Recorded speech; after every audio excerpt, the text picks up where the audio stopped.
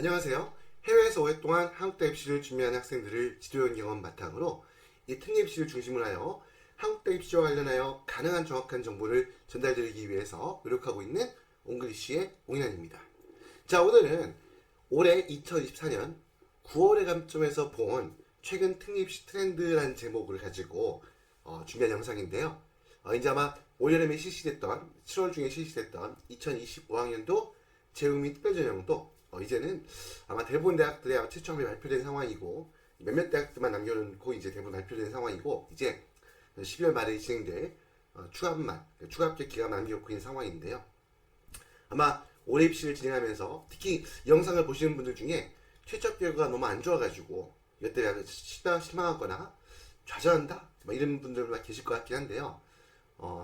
최근 특례 입시 경향사 기본적으로 최저 합격에서는 좋지 않은 경우가 나왔다 하더라도 추가 합격 기간에 가면 추합을 통해서 대학에 합격하는 케이스가 굉장히 많이 늘었거든요.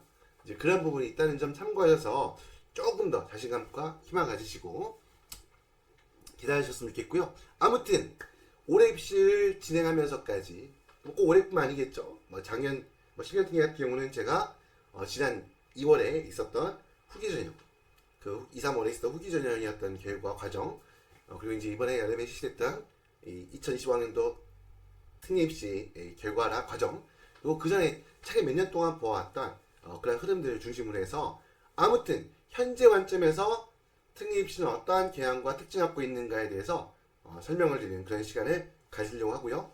오늘 영상이 약간 길 수도 있지만 처음부터 마지막까지 굉장히 중요한 영상인 만큼 처음부터까지 집중해서 시청해 주셨으면 하는 바람입니다.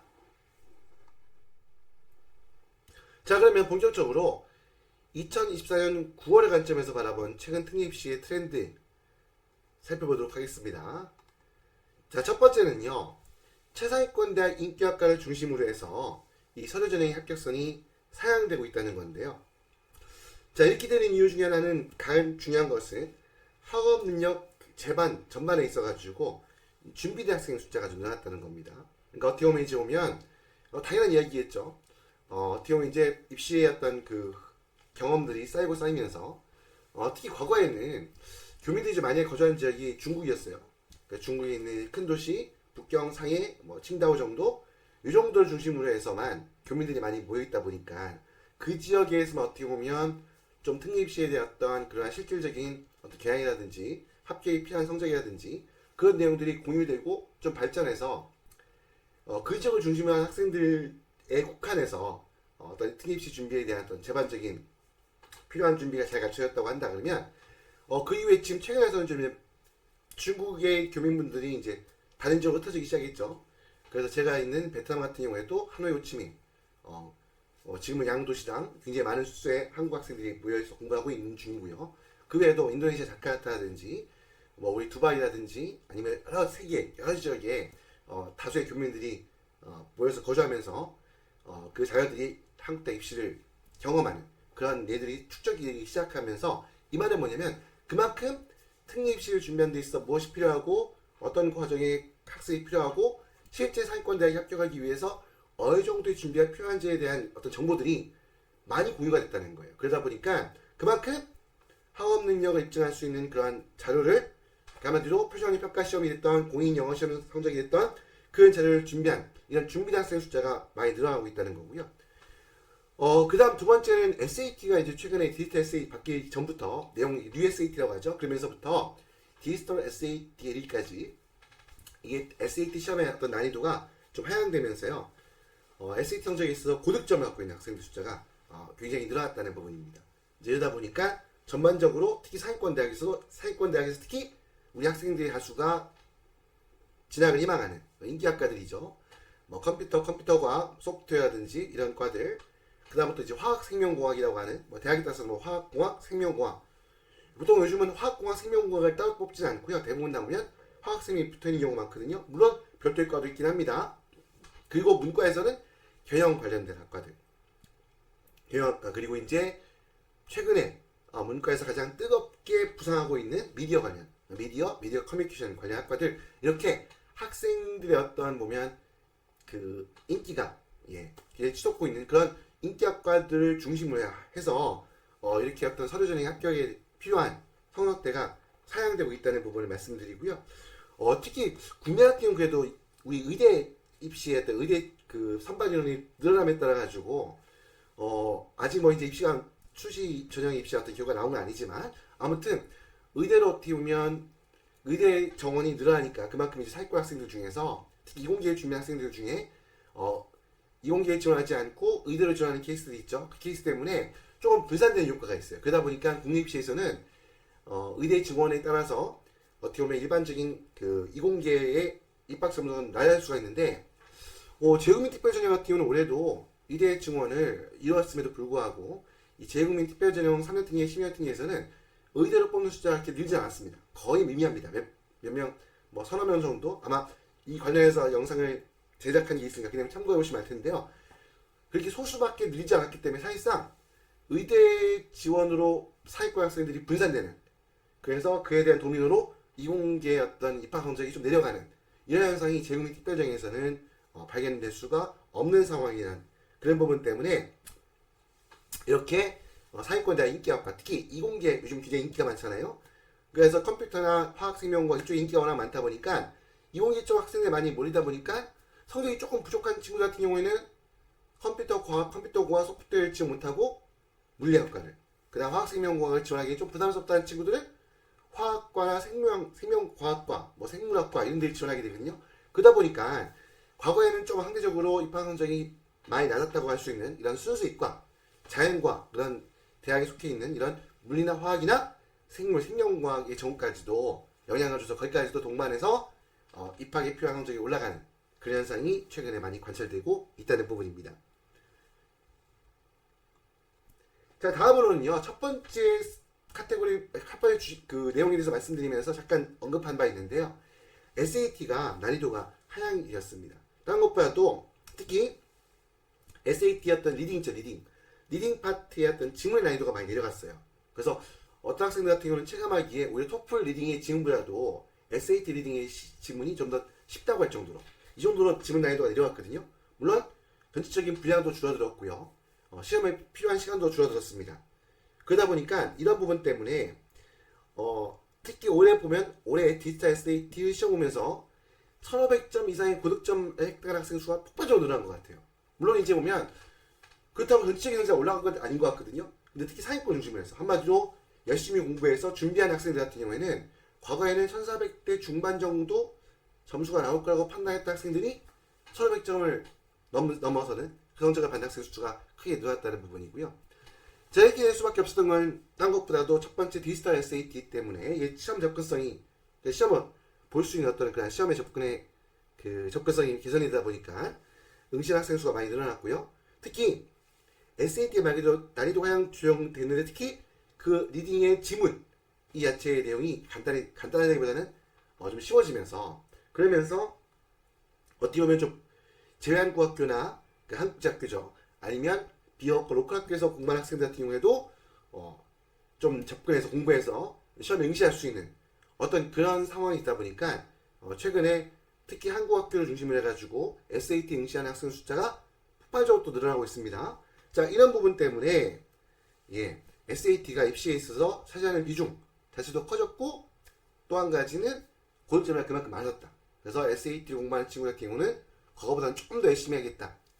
그래서 옛날 기준으로만 입시 생각하지 않고 SAT 같은 경우도 이제 1500점 이상이 고득점의 기준이었다 라는 부분 정도, 이게 최근에 나타나고 있는 모습입니다. 자, 그럼 세 번째는요, IB가 최근에 가장 이슈를 많이 엮인 게 뭔지 아시죠? 시험 유출입니다. 이 시험 유출이 한 과목에 국한된 게 여러 과목에서 발생했는데, 이런 시험 유출이 또 올해만 있었던 것도 아니거든요.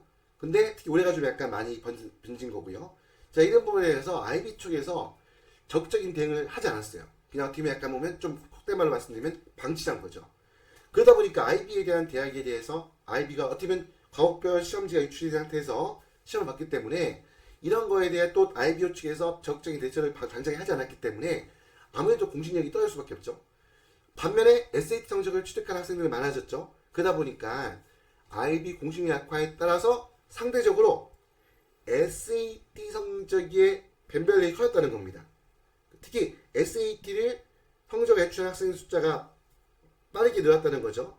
그래서 제출 학생 수가 범위가 과거처럼 영미국제학교에서 공부한 친구들뿐만 아니라 또 뭐 IB나 A레벨에서 공부하는 학교에서 공부하는 친구들도 SAT 성적을 응시의 SAT 성적을 추익해서 제출하고 특히 한국 학교를 중심으로 해서 비영어과 로컬 학교 학생들까지도 이 SAT 성적을 취득한 학생의 숫자가 많아지다 보니까 어떻게 보면 SAT 성적이 좀 보편화될 수 있다는 거죠. 그러니까 특히 상위권 대학을 준비하는 케이스 같은 경우에는 상위권 학생들 같은 경우에는 어떻게 보면 누구나? 라는 표현이 좀 그렇지만 어떻게 상당히 과거에 비해서 많은 다수의 학생들이 SAT 성적을 확보하게 됐다는 측면에서 SAT였던 그런 보면 보편적인 어떤 입시에 있어 영향력이 많이 커졌다고 볼 수 있고요. 그래서 그러다 보니까 이 SAT 성적은 상위권 이과학과를 도전하는 데 있어가지고 경쟁력을 강화하는 1순위. 말 그대로 뭐 IB 과정에서 공부하는 학생들, A레벨에서 과정에서 공부했던 학생들, 아니면 제한고학교에서 공부하는 학생들, 이 학생들이 상위권 대학 서류정에 인기학과를 지원할 때 나의 경쟁력을 조금 업그레이드할 수 있는, 경쟁의 우위를 보일 수 있는 그러한 경쟁력을 강화할 수 있는 가장 큰 변별력을 가진 게 바로 SAT 성적이 되고 있다는 겁니다. 자, 그 다음은요. 예. 네 번째가 필답 전형 폐지 및 서류 전형 확대가 가속된다는 건데요. 여러분들 알고 계시다시피 이제 2026학년, 그러니까 내년 2025년 여름에 시작되는 입시부터는요. 동국대학교도 필답 시험을 실시하지 않고 서류 100% 전형으로 학생을 선발하게 됩니다. 그리고 또 한 가지 가톨릭대 같은 경우는 원래 서류 전형이 아니라 가톨릭대 간호학과 같은 경우는 필답 시험을 통해서 그러니까 국어 영어 시험을 통해 가지고 지금까지 신입생 선발해 왔었는데 이 국어 영어 필답 시험으로 신입생을 선발하던 가톨릭대학교 간호학과도 2026학년도부터는 서류 100%로 신입생을 선발합니다. 그러니까 이미 뭐 국민대학교, 숭실대학교 외에도 많은 대학들이 이미 필답 시험을 실시하지 않고 서류 전형으로 전환해서 서류평가를 실시하고 있는데 또 거기에 두 개가 추가가 된 거죠. 동국대학교와 가톨릭대 간호학과. 그러니까 어떻게 보면 이렇게 된다는 거고요. 경희대학교 같은 경우에도 원래는 올해 예년 입시부터 서류 100%가 되지 않을까, 이제 외대나 이대처럼 그런 방향으로 가지 않을까 생각이 있었는데 그렇지 않고요. 일단 2026학년도에는 올해 경희대학교가 그 문과 같은 경우는 국어 영어, 이과 같은 경우에는 영어 수학 시험을 봤었거든요. 근데 이제 2026학년도 내년에 시작되는 시험부터는 경희대학교가 이제는 필답 영어, 특영어는 폐지하고 문과는 국어, 그 다음 이과는 수학, 이렇게 오로지 이 한 과목만 가지고 학생을 평가하는 방식인데 이게 과거에 중앙대나 한양대나 더 앞서가다 그러면 뭐 성균관대나 이 학교들이 필답 시험에서 서류 전형으로 전하는 과정 중에 이런 과정을 거쳤었거든요. 그래서 경희대학교도 아마 그런 과정을 거치는 거 아닌가라는 조심스러운 판단을 좀 해보고요. 아무튼 전반적으로 필답 전형 자체가 폐지되는 추세가 계속 이어지고 있고 좀 오히려 가속화된다는 느낌도 있고요. 그리고 또 한 가지 뭐냐면 점점 갈수록 이 필답 전형에 대해서도 필답 전형 같은 경우에도 합격에 필요한 성적, 그러니까 합격선이 좀 내려간다는 느낌도 분명히 있어요. 그래서 합격선도 하향되고 있는. 그래서 어떻게 보면 우리 재구민 특별 전형이 있어가지고 이 필답 시험에 갖고 있는 영향력이라는 부분이 날로 축소해가고 있는 그런 추세가 계속 가속적으로 가속화되어 이어지고 있다라는 게 최근 특례 입시에 있어가지고 보여지는 모습이라고 보고 있습니다. 자, 그리고 12연 특례 같은 경우에요. 12연 특례 같은 경우에는 지금 보면 모집 인원이 감소한다. 이거 무슨 말씀이냐면요. 특히 지금 보면 이 국내 학령 인구 감소가 되게 심각하잖아요. 이제 그러다 보니까 아무래도 이제 보면 그 정원의 전형인 거죠. 정원의 전형이 우리 국내에서는 이제 농원 전형이라고 얘기하고 해외에서는 보통 초중고 전교육과정 해외 이수, 그러니까 12연 특례라고 할 수 있는데요.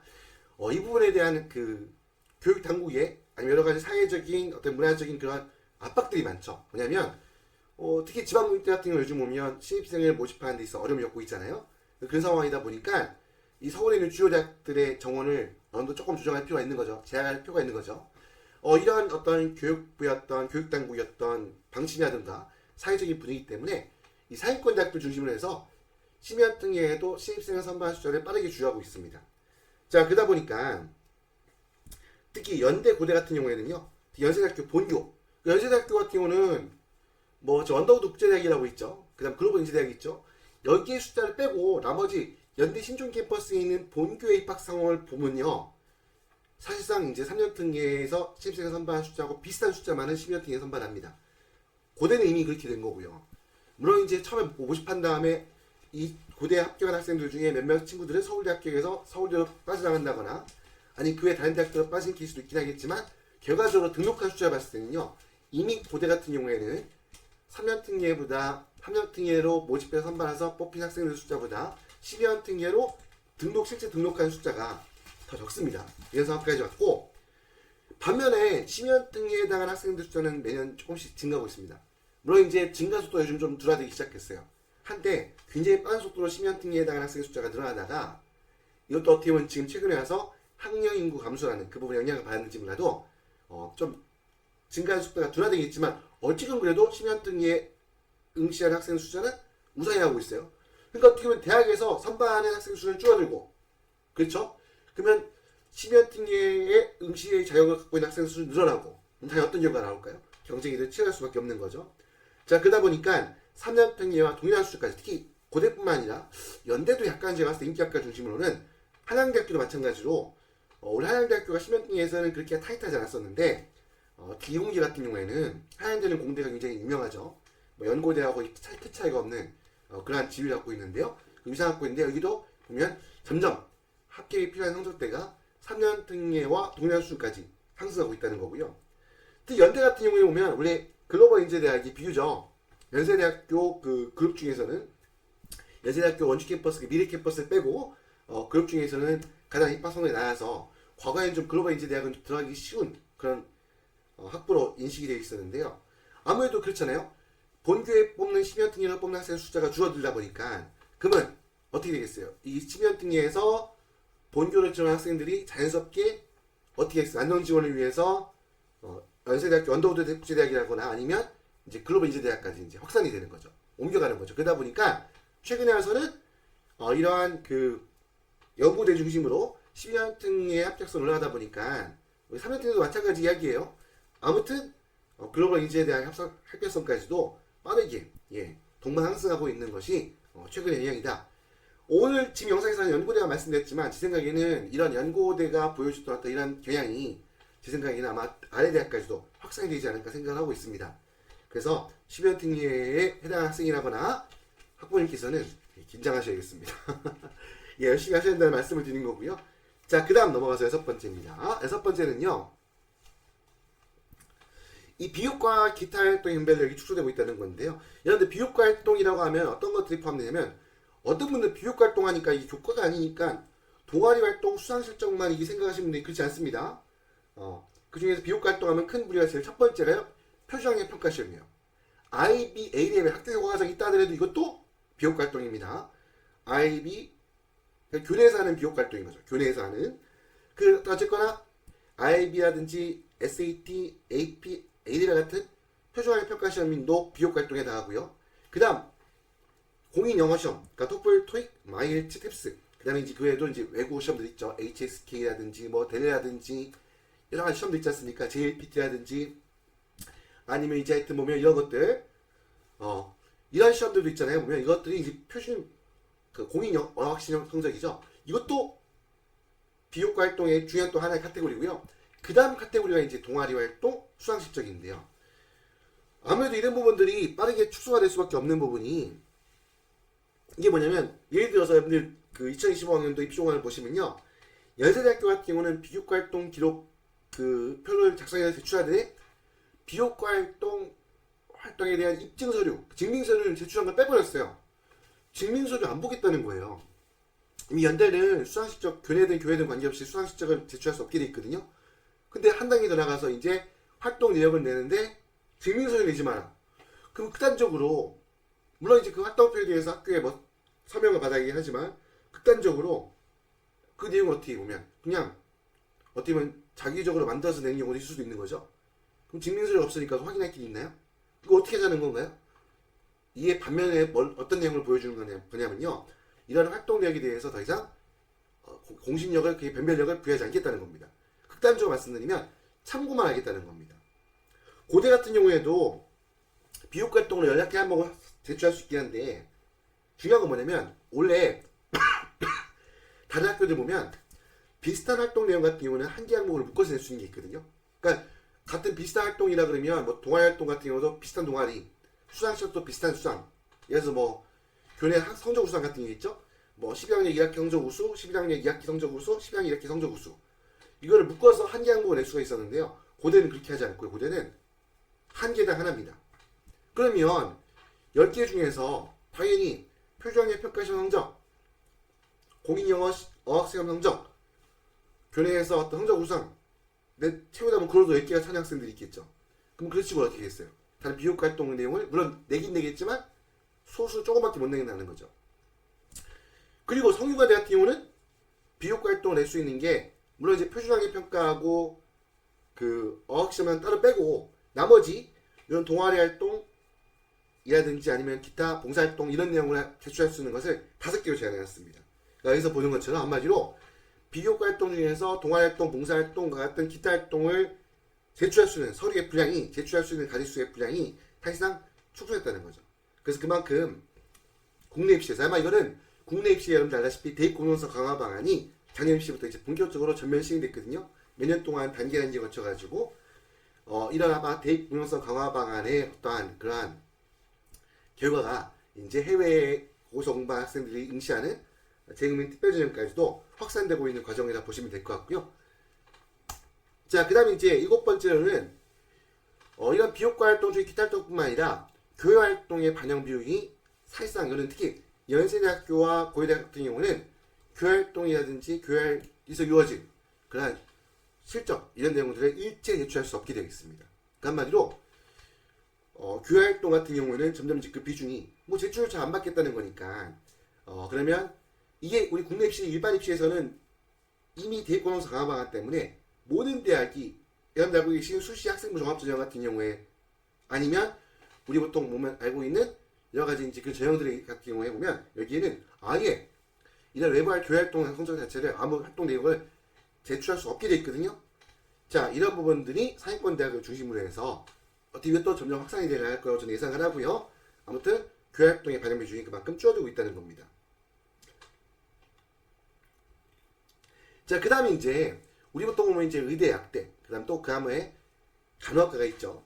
이 간호학과 과거에는 물론 이제 과거에도 간호학과를 특히 인서울 주요 대학 같은 경우는 들어가는 데 있어가지고 좀 경쟁이 치열하긴 했지만 특히 최근에 와서는 서울, 특히 인서울에 있는 대학들 중심으로 해서 그리고 수도권 주요 대학까지도 해서 간호학과의 합격이 필요한 수대가 굉장히 올라갔습니다. 한마디로 인서울대학 중심으로 해가지고 간호학과의 합격성이 좀 올라갔고 또 이 친구들이 뭐 추가 합격을 통해서 뭐 내가 대기순번을 받았을 때 추가 합격이 될 수 있느냐 했을 때 그렇지 않고 또 인서울에 있는 주요 대학들 간호학과 뽑는 숫자 몇 명 안 되거든요. 몇 명씩밖에 안 돼요. 대학마다. 대학도 몇 개 없지만 그러다 보니까 여기 합격한 학생들이 목표하는 학교에 합격했다고 목표하는 대학의 학과에 합격했다고 볼 수 있기 때문에 이 친구들이 등록을 포기하는 케이스가 많이 기대 적겠죠. 그러다 보니까 특히 인서울대학 간호학과 같은 경우는 추가 합격이 거의 발생하지 않는 그런 상황이었다는 거. 한마디로 간호학과의 합격서 자체가 전반적으로 올라왔는데 하지만 아직도 지방대 같은 경우에는 간호학과 같은 경우는 여전히 모집 인원도 좀 아무래도 지방에 있는 대학들 간호학과에서는 학교들 많잖아요. 그리고 모집 인원들도 비교적 많은 편이기 때문에 지방대 간호학과 같은 여전히 기회 문이 많이 열려 있다. 그 점이 이제 제가 이제 8번째 특례입시 트렌드로서 설명드린 부분이고요. 자, 그리고 이제 9번째로 우리 보통 국내입시는 이제 문이과가 통합이 됐죠. 문이과가 통합이 되다 보니까 흔히 말하는 이제 융합형 인재를 선언하기보다는 융합형 능력 갖고 있는 학생 숫자가 빠르게 늘고 있고 대학도 거기에 맞춰가지고 융합형의 어떠한 그러니까 문이과를 통섭하고 있는 문이과 과목들을 다 같이 공통으로 공부해서 문과적인 그러니까 이공계 일지만대해서 이과적인 어떤 그런 자질만 요구하는 것이 아니라 특히 요즘은 이공계 출신들이 사회에 나와서 직접 스타트업도 하고 경영도 하고 여러 가지 사회 기여하는 활동을 하고 있잖아요. 직접적인 경영에 참여하고 있잖아요. 그런 부분에 아마 영향을 많이 주고 있는 것 같고요. 그러다 보니까 이공계 지원자 같은 경우에도 인문학 관련 특히 이제 보면 경제학은 거의 뭐 제가 쓴 경제학은 필수 과목인 것처럼 되고 있는 것 같고요. 문과이과 관계없이 그리고 이제 그 다음에 그 외에 아마 히스토리 관련 과목 상당히 어렵잖아요. 어떤 시험이 어떤 그 표준학력 평가 과정이든 간에. 그래서 역사 관련된 과목들, 이런 인문 관련된 과목들을 함께 공부해서 취득한 이런 친구들한테 좀 더 유리한 어떤 그러한 결과가 나오고 있다고 보여지고요. 이 교양이나 미디어 같은 그러한 그 문과에서 인기가 높은 과를 지원한 학생들 같은 경우에는 내가 교양과 미디어를 지원해가지고 야, 문과니까 이건 수학 필요 없는가? 아닙니다. 수학 필요합니다. 수학 성적 반드시 포함돼서 한마디로 고등학교 과정에서 배워야 될 기본 과목도 있잖아요. 그 기본과 전체적인 성적이 다 좋아야지 합격 가능성이 높아진다. 그래서 문과를 지원하는 학생들 같은 경우에도 특히 인기학과에 지원하는 친구들, 교양이나 미디어 같은 이런 인기학과에 지원하는 케이스 같은 경우에는 수학성도 잘 관리해서 종합적으로 모든 성적이 다 우수해야지 합격의 가능성이 보인다 라고 하는 부분에 대해서 꼭 명심하시길 바라고요. 자, 이제 마지막입니다. 제가 앞서 말씀드렸던 것처럼 첫 번째가 아까 제가 앞서 말씀드렸던 것 중에 비교과 활동 중에서도 기타 활동들, 봉사, 동아리, 수상 실적도 있잖아요. 이런 부분의 비중이 축소되고 있고, 또 교회 활동이 어떤 연대고등학교는 교회 활동 자체의 성과나 어떤 실적을 반영하지 않는 거니까. 참고로 약간 오해하시면 안 되는 게 봉사활동 같은 경우는 공간의 교회가 아닙니다. 봉사활동을 교내에서 할 수 없는 거죠. 봉사활동 같은 경우에는 공간이 중요한 게 아니에요. 그냥 학교에서 교육과정의 일환으로 진행했으면 교외에서 진행한 것도 교내 활동입니다. 아무튼 그냥 그 정도만 말씀드리는데 어쨌거나 이런 비교과 활동이라든지 교회 활동의 비중이 축소되면서 그만큼 뭐가 중요해졌느냐? 학업 역량을 입증하는 게 중요해졌다. 우리 여러분들 서류평가할 때 가장 큰 세 가지 카테고리가 첫 번째 학업 역량, 두 번째 진로 역량, 또 전공 적합성이라고 하죠. 그럼 세 번째 공동체 역량이라고 하는데요. 이 특히 첫 번째가 되는 학업 역량. 이 학업 역량이라는 것은 학생의 어떤 기본적인 그 실력, 공부에 열심히 해서 학습 능력을 보여준 실적을 말하는 거죠. 학교 내신 성적, 표준학력 평가시험 성적, SAT나 AP나 A레벨이나 IB 같은, 그리고 공인어학시험 성적. 이런 부분들이 가장 중요한 카테고리, 가장 중요한 평가 요소가 되었다는 겁니다. 진로 영역도 물론 중요한데요. 상위권 대학교 지원하는 케이스 같은 경우는 진로 영역만 가지고 부족한 학업 역량을 넘어서지 못합니다. 일단 기본적으로 상위권 대학 인기학과에 지원하는 친구들은요, 학업 역량이 우수해야 돼요. 그래서 학업 역량이 사실상 학업 역량이라고 하는 말씀드렸던 건 내신 성적, 표준학, 학력평가 시험 성적, 공인 어학시험 성적, 이 부분이 제 생각에는 상위권 대학 서류 전형 같은 경우는 합격의 당락에 90% 영향을 주는 것 같고요. 이 상위권 대학 인기학과에 지원하는 친구들은 기본적으로 요 세 가지가 다 타고나겠죠. 그 안에서 우열이 필요할까? 우열을 가려야 될 거 아니에요. 그 우열을 갈 때 흔히 말했을 때 진로 역량, 전공 적합성이라고 하는 내가 지원하고자 하는 전공에 대해서 얼마큼 그런 관련된 과목을 심화까지 공부해서 노력을 했는가. 한마디로 그 전공을 공부하기 위해서 얼마큼 노력했는가. 이걸 보여주는 그런 진로 역량이 우수한 친구들이 일단 학업 역량이 기본적으로 갖춰진 상태에서 그 진로 역량을 보여줄 때 그 친구들이 경쟁에서 우위를 가지고 치열한 경쟁을 뚫고 본인이 원하는 상위권 대학의 인기학과에 합격할 수 있다. 이렇게 이해하시면 좋을 것 같습니다.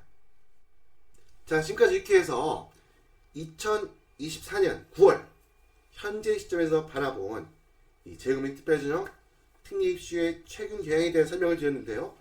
대략 10가지 카테고리로 나눠서 설명을 드렸던 것 같아요. 제가 드린 설명의 내용이 100% 다 맞는 것도 아니고요.